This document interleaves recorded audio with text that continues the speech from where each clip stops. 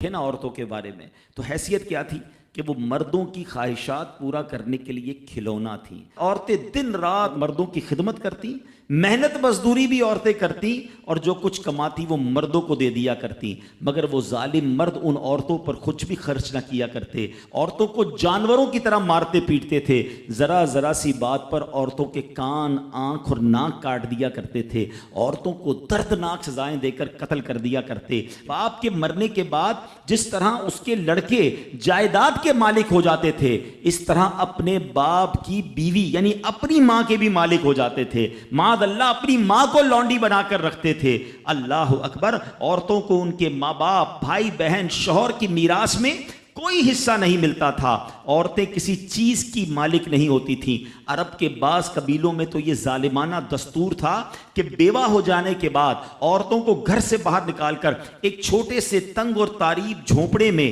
1 سال کے لیے قید رکھا جاتا۔ کھانے پینے اور تمام ضرورتیں وہ اسی جھونپڑے میں پوری کیا کرتی تھیں۔ بہت سی عورتیں گھٹ گھٹ کر مر جاتی، جو زندہ رہ جاتی تو 1 سال بعد ان کے دامن میں اونٹ کی مینگنیاں ڈالی جاتی اور ان کو فورس کیا جاتا کہ کسی جانور کے بدن سے اپنے بدن کو رگڑیں، پھر اسی گندی حالت میں پورے شہر کا چکر لگایا جاتا تھا اور گویا یہ اعلان ہوتا تھا کہ اس عورت کی اب عدت ختم ہو گئی ہے۔ اللہ اکبر۔ ایسی ایسی رسمیں تھیں، ایسے رواج تھے۔ عورتیں بلبلاتی، روتی، تڑپتی، مگر ان عورتوں کے زخموں پر کوئی مرہم رکھنے والا نہیں تھا، کوئی فریاد سننے والا نہیں تھا۔ اللہ اکبر۔ 12 ربیع الاول کی صبح صادق کے وقت کائنات میں ایک ایسا نور جلوہ گر ہوا، ایک ایسی شخصیت آئی جہاں جس نے جہالت کے اندھیروں کو ختم کیا، وہاں ساری دنیا کی عورتوں کے لیے ایک ایسے دکھ کا مداوا بن کر آئے۔ نبی پاک علیہ الصلوۃ والسلام ایسے احکامات لے کر آئے، اتنی پیاری شریعت اور مذہب لے کر آئے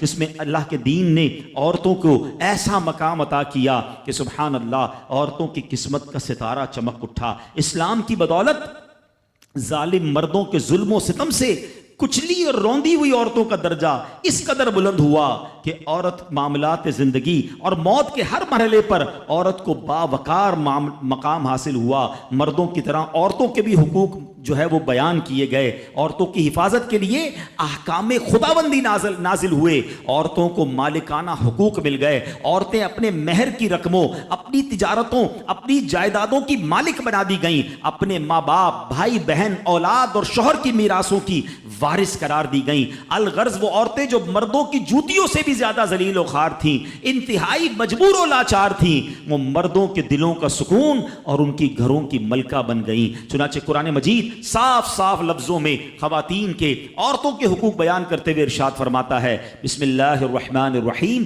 خلق لکم من انفسکم ازواجا لتسکنوا الیہا وجعل بینکم مودۃ ورحمہ۔